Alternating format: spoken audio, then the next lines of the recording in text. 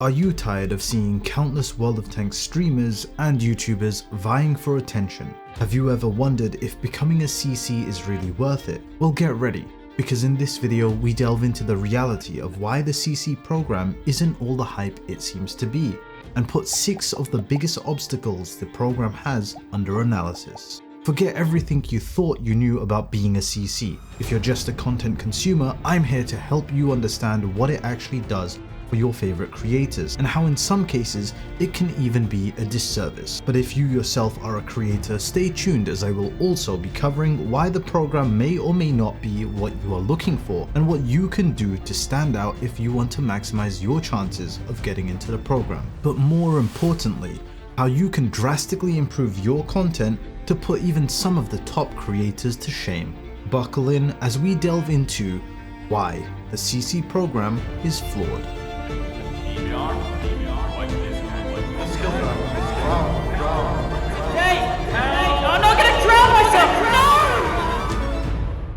Before we get started, I need to preface this video with a disclaimer. This video is not meant to be a bash of wargaming, the CC program, or any WOT creators. Rather, this is an evaluated look to help understand where the program excels and where it falls short, to help aspiring creators better understand if it is actually worth their time to try and get into the program, and to help viewers better understand what the difference between creators within and outside of the program are. For those who may be unaware, the CC program offers benefits to creators across 3 different levels, the most notable level being CR, Community Representatives.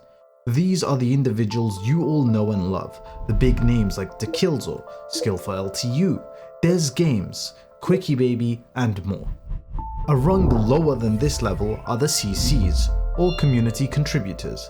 This is where the bulk of the members fall into, with people such as Chess Genie, Damien's Gaming, Honest Gaming, and more.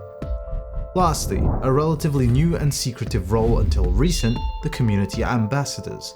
I was the first member of this role several years ago. The aim was for this to be an exclusive role that was meant for small creators that the community managers wish to support on their journey. Now, the CA program is more of a step down place for CCs that aren't meeting expectations set within the program, or for people who don't have a large enough following yet. So why do these creators sign up for this program? What does it actually offer them? Well, firstly, you are all probably well aware of the press accounts that these creators get, allowing them to play all the tech tree tanks without needing to grind them. And if you have ever wondered how CCs tend to get content out on the day of release, it's due to the fact that most of them have the opportunity to get limited early access so that they can create content in preparation to help support the release of new features and updates. This is where we come to the first issue of the CC program. The content. Now, community contributor is a term that refers to someone that is actively contributing by creating content of value to their community and audience. In the eyes of wargaming, this could be in the form of a live stream, YouTube videos, blog posts, or any other medium. The problem is, many World of Tanks creators just settle for live streaming gameplay on Twitch and then post their highlights, or worse, their entire VODs to YouTube. Very few creators actually make standalone video content, with minimal push from the people who run the program to encourage the creation of content beyond this, reinforcing the habit, allowing it to become the status quo. This leads nicely onto the second issue with the CC program.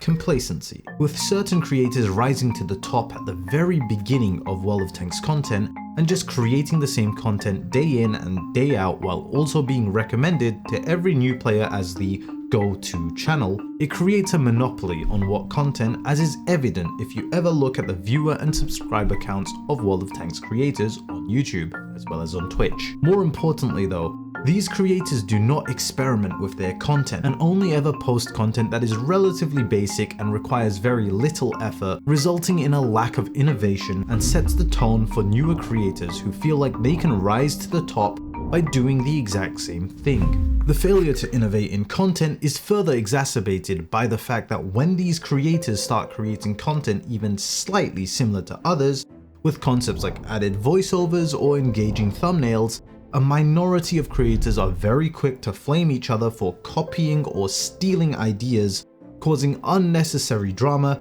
that ruins others' reputations and discourages experimentation. The challenge with innovating content doesn't solely rest on the shoulders of CCs.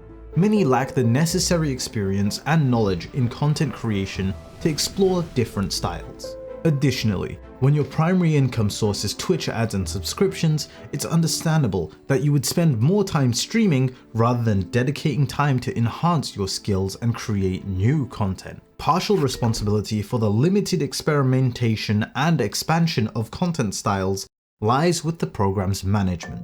While some community managers were former streamers who followed existing creators' patterns, there is a lack of experience and knowledge amongst the very people in charge in regard to engaging content creation that adheres to the current YouTube dynamic.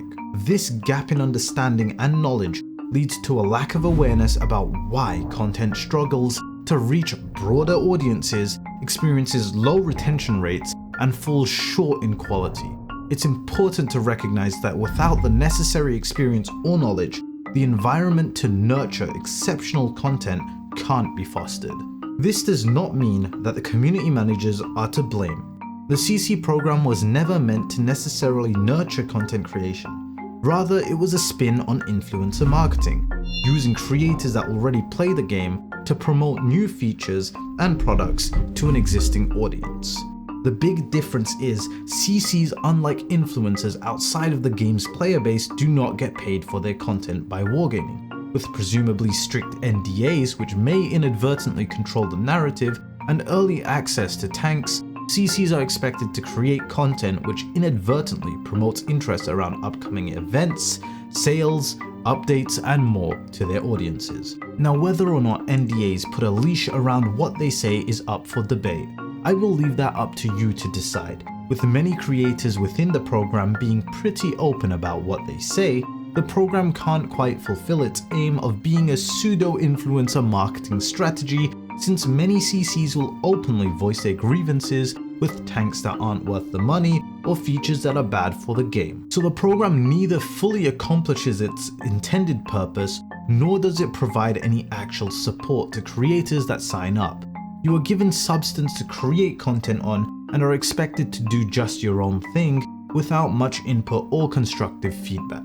Now, let's move on to the final issue with the content creator program that we will be discussing in this video. Wargaming shows clear favoritism to certain members of the CC program. For example, the NA and FCA Twitch channels would allow the CCs from their respective regions to host live streams, giving them a larger platform. However, the EU region would gatekeep the channels, actively denying opportunities for CCs to stream on it. Then there are the tournament streams, which is only ever co-hosted by an extremely small circle of individuals with a lack of willingness from Wargaming's part to invest in the abilities and skill sets of other creators, removing the opportunity for experience and gatekeeping access to these events. This isn't even touching on the exclusive drops that take place during the end of year period, where the official channel doesn't share any drops, all in the name of charity streams and the Christmas spirit, with Tanksmas just to actively compete in viewership at that time of the year with the very people they are meant to be supporting, to presumably boost their own channel's metrics for some arbitrary end-of-year report. So what could my former colleagues do differently to make the program better? Firstly, shift the mindset of the program from giving creators free stuff to make content for us to help creators improve so that their content is more engaging and appeals to a wider audience. This shift will make creators feel more valued, incentivize other creators to push for better content that appeals to a wider audience, improving the general view of World of Tanks as a game on platforms such as YouTube, where it actually has a relatively small share of the gaming audience. Is this likely to happen? No. The program is very focused on just using creators within the program to push content revolving around in-game events, to promote gameplay and sales. There is a level of complacency behind the scenes, and it will probably never change despite the recent claims that their program is being reworked. At the end of the day, their aim is not to nurture and incubate creators, so if that's what you're looking for, the program is not for you. But hey, maybe you're okay with that. So what can you do to stand out in the sea of creators and make sure you get picked for the program? Well, firstly, get your viewership up. post content regularly, and engage with your community. The program is very heavily focused on people that have the highest viewership, but there's got to be more that you can do, right? Do extra. World of Tanks creators just stream gameplay and post the same style of content with minimal variation from channel to channel. If you want to stand out, you need to use a different content strategy. If you stick to what already exists, you will be actively trying to compete to the existing Goliaths and their stubborn audiences. The biggest thing you can do is start hosting community events, things like tournaments and in-game events with lots of participants. This is the most effective way to gain wargaming support and fast-track your journey to becoming a CC. It shows you are proactive and engaging with the wider player base. Furthermore, start making content that people aren't doing yet. I mentioned this several years ago to a few friends when TikTok first started up. The short-form content was something new, which almost nobody in the World of Tanks creator space was attempting to use, due to fear of being cringe. But when you look at the metrics of creators in other games and niches, the viewership is undeniable. Now, everyone in the World of Tanks creator space is trying to fight for an audience in the short space. So, what's the next big thing? Probably video podcasts. I will be touching on how this can benefit you and how to streamline your content creation workflow in a future video. So if you want to drastically evolve your content, be sure to subscribe so you don't miss that content when it drops. But start looking for other alternative content mediums that people aren't using yet, and proactively expand into those regions. Wargaming is like a moth to flame when it comes to creators that expand to other methods of content aside from YouTube and Twitch, which are already heavily saturated. At the start of the video, I stated I would tell you how to make your video content stand out and make everyone else's content look like amateur work. Well, now it's time I share this not so secret tip with you all. It comes down to how you structure your videos and how you present them. Instead of the usual guides, gameplay highlights and reviews, or generic commentary videos everyone else does, you want to start learning how to storytell in your videos and evoke emotions. This is the key to success in the YouTube creator space, where everyone is vying for higher watch times and retention rates.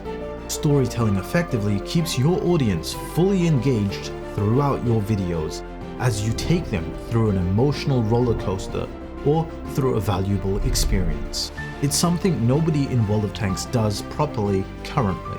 Now, this might be the first time you have heard of storytelling in terms of World of Tanks video content. And I don't necessarily mean a conventional story like Once Upon a Time in a Land Far Away.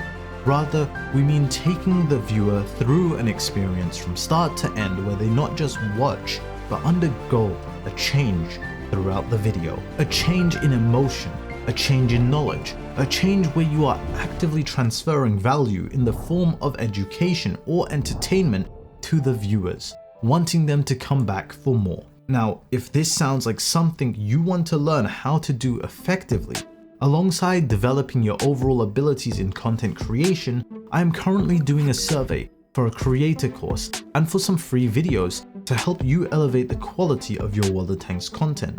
So if this sounds like something you might be interested in, I will leave the link to the survey in the description below. Now, if you found value in what I had to say today, and maybe if I have helped change your view on whether or not the World of Tanks Community Contributor Program is actually flawed in the sense of being a disservice to its members, then do consider subscribing, as I will definitely be planning more content to help you understand the creator space better and to improve your content. I hope you found this video insightful. Let me know what your views on the program are in the comments below, and with that, thank you for watching.